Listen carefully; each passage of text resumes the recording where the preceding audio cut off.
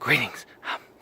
This is Septum Sen versus the world, and we're right here in the middle of oh God knows who's where. I mean, it's in the middle of nowhere. I mean, forest, trees, ghosts, killers, things like that. But actually, right now I'm in a park location. Because I figured this would be the ideal place when you commune with wilderness as you review wilderness. And that wilderness is the ghost of Camp Blood. Or Camp Blood 8. So, again, greetings. You're watching Septum Sen versus the world. I'm Septum Sen. So today, I managed to get a hold of Camp Blood 8. I am very, very happy to finally have gotten a hold of this. I've been hearing about it. I got it pre-ordered. I waited, and, well, unfortunately, I was not able to get it as soon as others. I live on the East Coast, so it's a little bit more of a trip when it gets this type of thing. But now I've seen it, and now I'm going to bring to you a review. This review is not going to have as many bells and whistles as your traditional review, mainly because I'm trying to get it out sooner. But essentially, this movie was pretty fun. I saw it advertised. I was like, wow, didn't we just have one out in November? I mean, It Kills was just out. But I am very glad I finally got this. I messaged David Sterling as soon as I saw it. He hooked me up with this and the one I'm also going to do a review for later in the week. And I'm very much pleased to say I have my copy, and we'll get on with it. So, for those of you who've been keeping up with it, Camp Blood started taking on a supernatural element around 666, which is probably, in my opinion, one of the best of the Camp Blood series, or at least since, at least in the new Camp Blood series from Camp Blood 3 on. Now, Camp Blood, the Ghost of Camp Blood picks up right after movie 7, where you see these people that have gone back to Camp Blood for various reasons, and you get to see the killer pick up right where they left off. And you also get to see what happened to the killer in the end, finally meeting their end. And we pick up with this guy who has, at the end of his career, because his show, the Supernatural show, is just not taking off. And that's a shame. It's supposed to be a good show, right? And he really wants to succeed. So he says, wait, this Camp Blood killer just died. I got his mask. I'm doing a Camp Blood themed episode. Well, that's just, that's perfect. We've got our Camp Blood themed episode, and we've got a lovely group of victims, students, who are willing to help him with his project.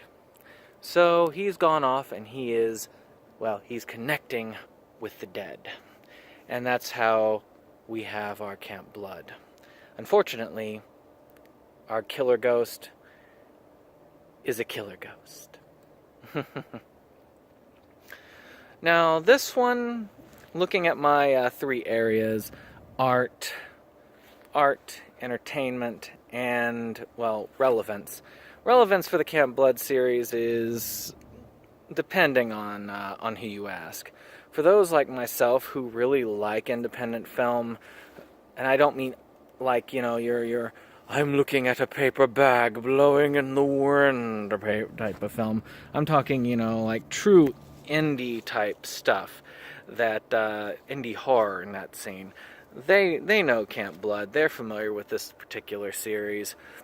And it's one that most of us have been looking out for. But entertainment-wise, I would like to say I think that this one is on par with 666. I didn't think that was possible. I was afraid that with Camp Blood 7, the series was going back downhill, it was backsliding. But I was so wrong. This one was very entertaining. It held my attention for the most part all the way through. The acting is bad, but at the same time, it's one of those things. When you're watching a B movie, you don't expect for the acting to be A-list grade acting. You expect for the acting to be bad. Matter of fact, you're hoping for bad acting in a B movie. There were parts in Camp Blood, I swear there's one part, where I swear the person's thinking, I really don't want to be here. I'm gonna just take oh yeah, lines. I mean, that I was cracking up during that part. I thought it was hilarious. The effects were decent for a Camp Blood movie. Matter of fact, I considered them maybe a little bit above the bar for the Camp Blood. And when we're talking about flashbacks, which were a major bane of Camp Blood 4 and 5, the flashbacks in Camp Blood 8 were done well. Yes, you had flashbacks, and they were kind of scattered throughout, mostly in the beginning, but they were handled in a way that I did not feel bored. I didn't feel like I was watching the entire previous movie over again. It was just enough to catch me up, and the cuts were well timed. So I wasn't really worried about those particular cutbacks. As I said, it was cut well. I felt like the editing in this was done very well, and with that, it was seamless to me. As far as the art value, I mean, there's only so much art value you can get, but for what it is, it was well done. Now, there were a couple of drawbacks to it. I mean, it did drag at periods. When you're doing an entire movie in a building, you're going to have some drab parts. But it really didn't drag nearly as much as I thought it would. The group was reasonably well done, but I'm trying to think of the right words for it. I felt like it probably could have been put together a little bit more solidly, but again, to me that was not enough of a detractor for this series. I'm really excited about it. I feel like Camp Blood is back on track. If you haven't, you need to go to David Sterling's site, get this one.